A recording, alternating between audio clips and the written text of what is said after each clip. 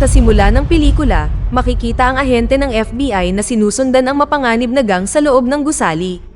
Habang tinitingnan niya ang lugar, isang misteryosong lalaki ang nagsimulang barilin ang lahat. Ang ahente ay nagmamadali sa pinangyarihan at tumambad sa harapan niya ang mga bangkay sa lahat ng dako. Pagkatapos ay lumitaw ang namamaril mula sa likuran at tinutukan siya ng baril. Tinanong niya ang ahente ng kakaibang tanong kung siya ay isang mabuting ama. Ang natatakot na ahente ng FBI ay nagsalita na meron siyang 2 anak at siya ay mabuting tao. Nang marinig ang sinabi niya, ang namamaril, na hindi ipinakita ang mukha, ay nawala sa kadiliman. Ang pelikula ay lumipat sa flashback sa ating bida, si Chris, isang autistic na bata na ang utak ay gumagana ng kakaiba. Nahihirapan siyang makipag-ugnayan sa mga tao at komunikasyon na nalilito sa wika ng mga karaniwang tao. Gayunpaman, mahusay siya sa matematika at paglutas ng palaisipan. Ang ama ni Chris na general ng hukbo ay desidido na gawing normal na bata ang kanyang anak. Sa kabila ng kanyang kalagayan, dinala siya ng mga magulang sa Harbor Neuroscience, isang espesyal na pasilidad para sa mga batang may autism, at kumonsulta sa neurologist doon. Ipinaliwanag ng doktor na hindi magagamot ang autism, ngunit ang mga espesyal na talento ni Chris ay maaaring pagyamanin upang matulungan siyang magtagumpay sa buhay. Si Chris ay mayroon ding nakababatang kapatid na lalaki na nagngangalang Brandon, na isang normal na bata. Fast forward sa 25 taon na nakalipas. Si Chris, na ngayon ay nasa hustong gulang na, ay may alias na Christian Wolf. Siya ay naging napakahusay na accountant at nagtatrabaho sa maliit na accounting firm sa Illinois. Kasama sa trabaho niya ay ang pag-aasikaso sa financial record para sa mga kriminal na kliyente at money laundering income mula sa kanilang mga ilegal na gawain. May partner si Chris, isang babaeng British na may computerized na boses. Tinutulungan niya si Chris sa paghahanap ng mga kilalang kliyente na nakikibahagi sa lahat ng uri ng mga ilegal na aktibidad. Kasalukuyang tinutulungan ni Chris ang matandang mag-asawa tungkol sa kanilang bahay na malapit ng gibain. Alam niya ang mga pamamaraan at maayos na pakikitungo. Sa makatuwid, ginamit niya ang kanyang mga koneksyon upang tulungan silang isalba ang kanilang tahanan. Samantala, sa punong tanggapan ng FBI, ang Treasury Director of Financial Crimes Enforcement Network, si Raymond King, ay nakikipag-usap sa babaeng data analyst, si Mary Beth Medina, at pinipilit na magtrabaho para sa kanya.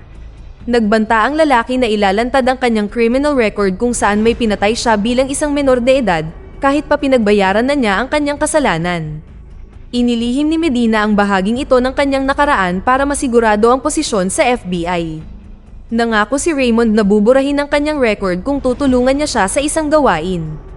Ang trabaho ay alamin kung sino ang misteryosong accountant na konektado sa maraming kaso ng kriminal sa mga nakaraang taon. Ang accountant ay malamang na si Chris. Samantala, nagpasalamat ang matandang mag-asawang tinulungan ni Chris at pinayagan siyang gamitin ang kanilang sakahan para sa pagsasanay sa pagbaril. Nang maglaon, umuwi siya sa kanyang tahimik na apartment kung saan nagbabalik tanaw tayo sa kanyang traumatikong karanasan sa kanyang pagkabata. Lumalabas na dahil sa kanyang kalagayan, iniwan ng kanyang ina ang pamilya na nagdulot sa kanya ng matinding kalungkutan. Upang makayanan ito, madalas na sinasaktan ni Chris ang sarili gamit ang baton at malakas na musika. Napag-alaman din na noong bata pa siya, si Chris at ang kanyang kapatid ay sinanay ng kanilang ama sa martial artist upang may pagtanggol ang sarili sa hinaharap. Kinabukasan, binisita niya ang matandang mag-asawa at humanga sila sa pambihirang kakayahan niya sa pagbaril.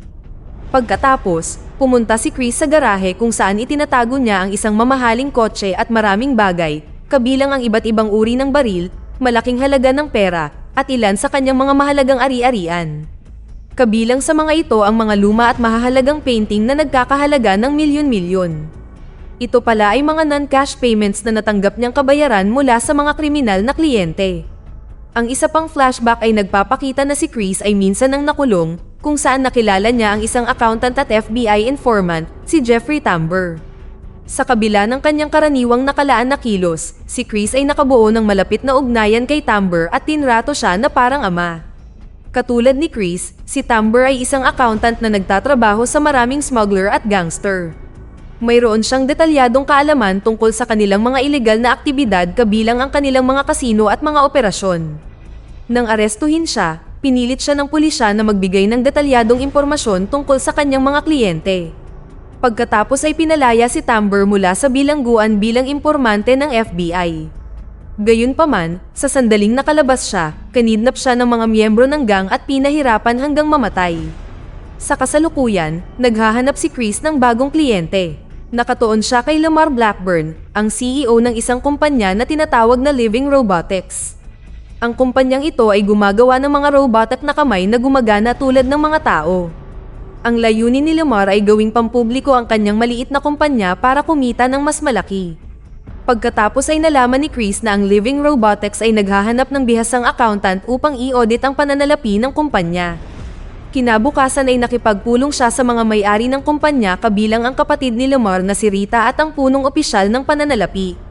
Ibinunyag ni Rita na natuklasan sa audit report ang isang scam na humigit kumulang $15 milyong na pumipigil sa kanila na maisapubliko ang kumpanya. Bilang tugon, kumpiyansa na sinabi ni Chris na maaari niyang tuklasin ang katotohanan sa likod ng mga nawawalang pondo sa loob ng 1 linggo. Bumalik sa punong tanggapan ng FBI, nakakuha si Medina ng mga larawan at audio record ng smuggling gang. Sinuri niya ang ilang video footage, kabilang ang record kung saan ang isang ahente ng FBI ay ipinapakita na nag-iispiya sa gang bago pinatay ng hindi kilalang lalaki. Nagpadala si Medina ng mga larawan ng mga anggulo sa gilid at likod ng hindi kilalang lalaki sa kanyang kasamahan para sa pag-verify ng database. Sa sumunod na eksena, nakita natin ang isang profesional na hitman na nakipagkita sa isang sikat na stockbroker na nagbebenta at namimili ng stocks. Ang huli, na may malaking impluwensya sa pagbabago sa merkado, kamakailan ay nagdulot ng problema para sa Living Robotics sa pamamagitan ng paggawa ng mga negatibong pahayag tungkol sa kumpanya. Ito ay humantong sa malaking pagbaba sa halaga ng stock ng kumpanya. Binalaan ng hitman ang stockbroker na kapag gumawa pa siya ng anumang negatibong komento tungkol sa Living Robotics, siya ay papatayin. Kinabukasan, dumating si Chris sa kumpanya para simulan ang pag-audit ng mga account mula sa nakalipas na 15 taon. Nakilala niya ang babaeng intern, si Dana Cummings, na nakatalagang tumulong sa kanya sa gawain. Siya pala ang nakakita ng mga pagkakaiba sa mga account. Inihayag ni Dana na magdamag siyang nagtrabaho upang ihanda ang mga file at kalaunan ay nakatulog. Gusto ni Chris ang kanyang determinasyon, ngunit hiniling niya sa kanya na magpahinga, na sinabing kaya na niya itong gawin ng mag-isa. Samantala, ipinakita naman ni Treasury Director Raymond ang kanyang career sa isang press conference. Marami na siyang nakumpletong matagumpay na misyon bilang isang batikang propesyonal at malapit ng magretiro. Isang diplomatikong sagot ang ibinigay ni Raymond ng tanungin tungkol sa sikreto ng kanyang tagumpay. Pinahahalagahan niya ang pagtutulungan ng magkakasama at binigyang diin na hindi niya magagawa ang anumang bagay ng mag-isa. Nalaman natin dito na nakuha ni Raymond ang ilang mga impormasyon mula sa hindi kilalang babaeng British na nagsasabi sa kanya tungkol sa mga kriminal na aktibidad sa isang computerized na boses. Ito rin ang babaeng partner ni Chris. Pagkatapos ng conference, nilapitan ni Medina si Raymond na may daladalang balita. Inihayag niya na nakakuha sila ng video mula sa ilang taon na ang nakakaraan kung saan 15 miyembro ng gang ang napatay. Ang mukha ng bumaril ay tumutugma sa mga larawan na kanilang sinusuri. May nagsasalita din sa footage kung saan maririnig ang natatakot na boses na may sinasabi. Inutusan ni Raymond si Medina na i-filter ang ingay sa background at ipadala ito sa kanya. Samantala, si Chris ay nasa Living Robotics na nanananghalian at tinatalakay ang mga bagay kay Dana. Pagkatapos ng tanghalian, naghanda siya para sa malalim na pagsusuri sa mga record ng pananalapi ng kumpanya. Ang kanyang pambihirang kakayahan sa mga numero at kalkulasyon ay nagbigay daan sa kanya upang mabilis na maproseso ang napakaraming data, itinatala sa isip ang lahat ng kanyang binabasa. Sa pagtatapos ng gabi, nasuri niya ang 15 taon ng mga record sa pananalapi at matagumpay na natuklasan ang mga pagkakaiba. Kasabay nito, pinakinggan ng mabuti ni Medina ang recording ng boses ng bumaril. Habang nagsusuri, narinig niya ang isang nursery rhymes na kinakanta. Dahil dito ay naisip niya na ang bumaril ay maaaring may abnormal na estado ng pag-iisip. Bumalik sa Living Robotics, natuklasan ni Chris na $61 milyong ang nilustay mula sa kumpanya sa ilalim ng pagkukunwaring ito ay nagastos. Gayunpaman, ang mga nagastos na ito ay hindi makita sa aktwal na mga talaan ng kumpanya ngunit nakakonekta sa isang pekeng kumpanya. Kinabukasan nang dumating si Rita sa silid, nagulat siya nang makita niya ang mga kalkulasyon sa buong salamin na bintana, Pagkatapos ay ibinunyag ni Chris ang $61 milyong na scam at nagmungkahi na ang CFO ay maaaring responsable. Humanga sa kanyang trabaho, hiniling sa kanya ni Rita na maghanda ng isang detalyadong ulat. Nang gabing iyon, ang kaninang ipinakitang hitman ay nagbanta sa CFO na nasa kanyang tahanan at inakusahan siya ng pagtataksil sa Living Robotics. Sinabi niya sa CFO na may diabetes na kung hindi siya mag-overdose ng insulin, papatayin niya ang asawa nito. Naiwan na walang pagpipilian, ang lalaki ay sumuko sa panggigipit at nag-inject ng insulin sa kanyang sarili. Kinaumagahan, nang dumating si Chris sa Living Robotics, nakita niyang binubura ng staff ang kanyang mga kalkulasyon. Ipinaalam sa kanya ni Lamar ang tungkol sa pagkamatay ng CFO at naniniwala siyang nagpakamatay siya dahil sa takot sa kahihiyan at binawian ng buhay. Pagkatapos ay binayaran niya si Chris at umalis mula roon, ngunit ang pakiramdam ng ating bida ay may iba pang dapat matuklasan. Sa bahay, patuloy niyang iniisip ang kaso ng pandaraya. Naalala ni Chris ang mahigpit na pagsasanay ng kanyang ama sa martial arts at labanan na pinagdaanan nila ng kanyang kapatid na si Brandon. Ang mga alaalang ito ay nag-udyok sa kanya na maghukay ng mas malalim sa kaso at hanapin ang tunay na salarin sa likod ng pangungurakot. Kinabukasan, pumunta siya sa bukid para sa pagsasanay sa pagbaril. Bigla na lang, 2 hitmen ang dumating sa pintuan at hinarap ang matandang mag-asawa na may nakatutok na baril. Gusto nilang malaman kung nasaan si Chris at agad nilang isiniwalat na nasa labas siya sa bukid. Nagutos ang isa sa mga hitman na tawagin si Chris sa loob, ngunit bago sila makapagpatuloy, isang bala ang tumama sa pangalawang hitman. Ang unang hitman ay nagulat sa katumpakan at distansya ng pagbaril. Mabilis niyang kinaladkad ang mag-asawa sa loob ng sasakyan at naghanda na umalis. Gayunpaman, hindi nagtagal ay nahuli siya ni Chris at tinambangan ng kotse. Matapos masupil ang banta, hiniling niyang malaman kung sino ang nagpadala sa kanila. Sinabi ng hitman na hindi niya alam kung sino ang amo, ngunit ibinunyag na binayaran ang kanilang gang upang patayin si Chris kasama ang isang babae. Pagkatapos ay ipinakita niya ang larawan ni Dana upang patunayan ang kanyang punto. Nang makita ito, napagtanto ni Chris na gusto ng mga nangungunang opisyal sa Living Robotics na iligpit silang pareho ni Dana upang pagtakpan ang pandaraya sa accounting. Ito ay dahil dalawa lang ang nakakaalam ng scam. Natakot si Chris na mapatay si Dana, kaya agad siyang kumilos upang iligtas siya. Habang nasa biyahe, pinayuhan siya ng kanyang partner, ang babaeng British na may computerized na boses, na iwasan ang panganib at magtago sa ibang lungsod. Gayunpaman, tumanggi siya dahil ayaw niyang magdusa ang isang inosenteng babae dahil sa kanya. Sa kabutihang palad, nahanap ni Chris si Dana sa tamang oras at nakipaglaban sa mga kriminal na bumubuntot sa kanya. Siya ay nakibahagi sa matinding labanan at sa huli ay pinatay silang lahat. Pagkatapos ay dinala niya si Dana sa kanyang safe house, ang garahe, kung saan itinatago niya ang lahat ng kanyang gold bar, money gun, at mamahaling painting. Namangha si Dana sa nakita, partikular ang isang sikat na painting na nagkakahalaga ng $30 milyong. Samantala, malapit nang matuklasan ni Medina ang pagkakakilanlan ni Chris. Sa malawakang pagsasaliksik, natuklasan niya na mayroong isang autistic na bata na napakatalino at may likas na talento sa mga numero. Naisip niya na nakakuha ito ng propesyon na may kaugnayan sa accounting o auditing. Tiningnan ni Medina ang listahan ng nangungunang 1,000 accountant na may taunang kita na $1 milyong o higit pa na may traumatikong karanasan sa pagkabata. Gayunpaman, wala siyang nahanap na anumang tugma. Pagkatapos ay pinalawak ni Medina ang kanyang paghahanap upang isama ang mga accountant na may taunang kita na $500,000. Mula sa pangkat na ito, kinilala niya ang 25 potensyal na mga tugma at nagsimulang magsaliksik sa mga ito. Sa ibang lugar, dinala ni Chris si Dana sa isang luxury hotel para iwasan ang mga gangster. Nang mapagtagpin niya ang palaisipan ng pananalapi ng Living Robotics, kinwestiyon niya kung anong benepisyo ang makukuha ng CFO mula sa $61 milyong na scam. Habang pinag-uusapan nila ang bagay na iyon, natuklasan nila ang isang nakagigimbal na katotohanan. Hindi ginawa ng CFO ang scam. Ang tanging maaaring makinabang sa pamamaraang ito ay ang mga may-ari ng Living Robotics, ang CEO na si Lamar, at ang kanyang kapatid na si Rita. Pinlano nilang ilipat ang pera sa isang pekeng kumpanya sa ilalim ng pagkukunwari na nagastos ito, at kapag dumating ang oras na pumasok sa share market, ililipat nila ang pera pabalik sa Living Robotics upang palabasin na kumikita sila ng malaki. Ito ay magpapalaki sa halaga ng kumpanya na magbibigay daan sa kanila na ibenta ang kanilang shares sa mataas na presyo. Napagtanto ni Dana na si Lamar ang utak sa likod ng scam. Kasunod nito, pinuntahan ni Chris si Rita ngunit natagpuan itong patay sa kanyang bahay. Bumalik sa punong tanggapan ng FBI, natuklasan ni Medina at ng kanyang partner na sa 2,500 accounting firm, ang ilan ay may kakaibang pangalan na ipinangalan sa mga sikat na mathematician. Nalaman din nila na ang isang lalaking may pangalang Christian Wolf ang nagmamay-ari ng mga kumpanyang ito at kasama sa kanyang mga kliyente ang mga pangunahing gangster, smuggler, YouTuber, at mapanganib na mga kriminal. Si Chris ay kumikita ng milyon-milyon mula rito, ngunit $500,000 lamang ang nakikita sa kanyang talaan ng buwis sa kita.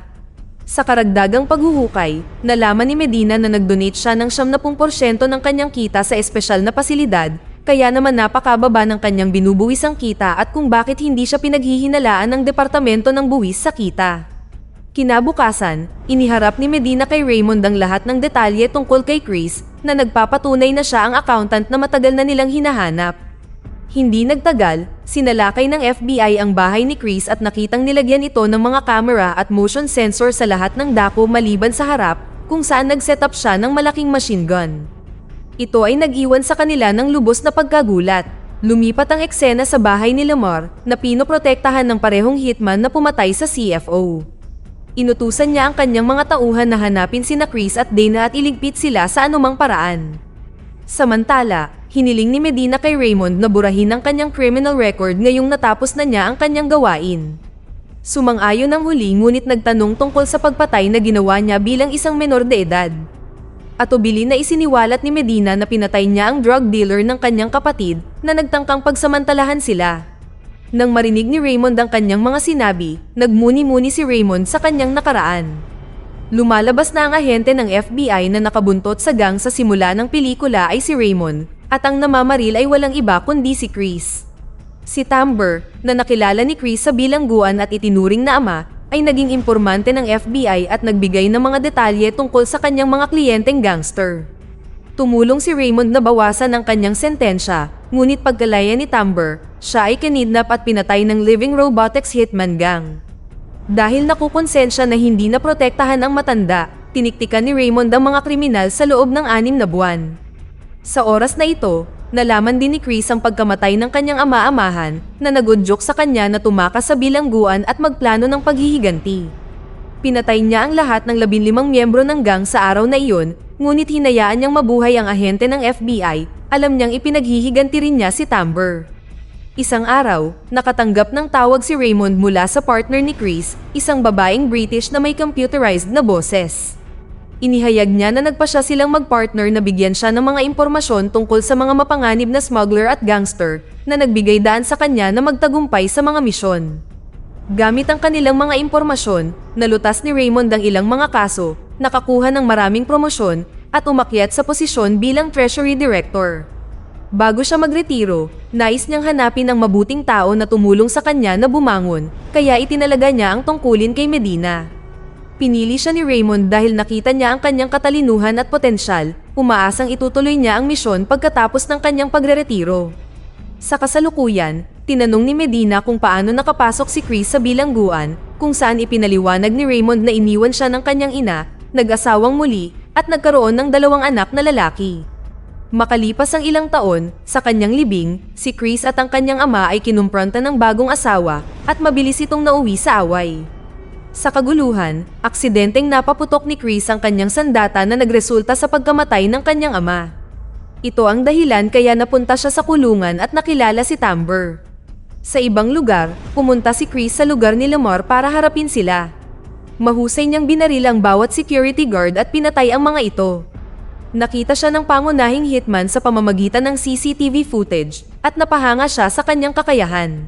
Sa kabila ng pagkakaroon ng maliit na pinsala sa proseso, patuloy na lumaban si Chris.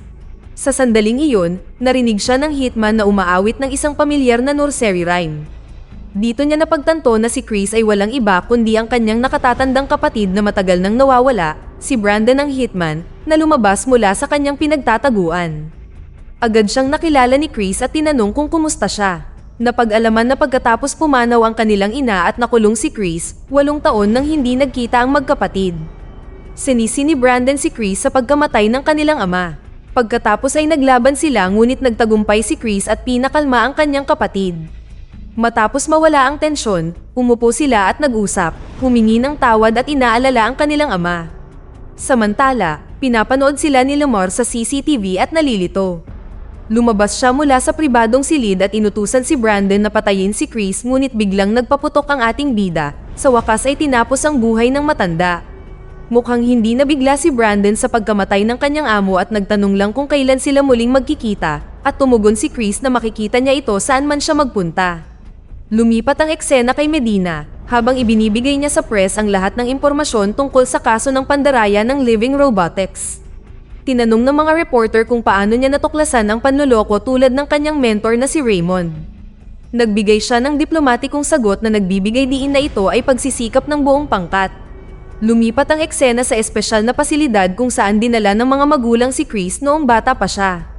Lumalabas na nag-donate siya ng 70% ng kanyang kinita sa pasilidad na ito.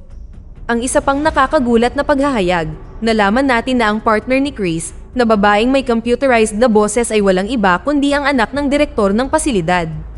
Bagaman hindi siya makapagsalita mula pagkabata, siya ay eksperto sa computer na tumulong kay Chris sa paghahanap ng mga kriminal na kliyente at nagbibigay din ng impormasyon sa FBI tungkol sa mga ilegal na aktibidad. Samantala, nakatanggap si Dana ng isang pakete mula kay Chris bilang pamamaalam na regalo at natuklasan niya ang parehong $30 milyong na painting sa loob nito na ikinagulat niya. Ang huling eksena ng pelikula ay nagpapakita kay Chris na nagmamaneho palayo patungo sa ibang lungsod kung saan maaari siyang magsimulang muli sa isang bagong accounting firm at ilantad ang mga kriminal. Dito na nagtatapos ang kwento. Sana ay nagustuhan nyo. Mag-subscribe na kung hindi ka pa nakasubscribe. Pindutin na rin ang notification bell at like button upang matulungan ang channel, and leave a comment down below. And as always, thank you for watching.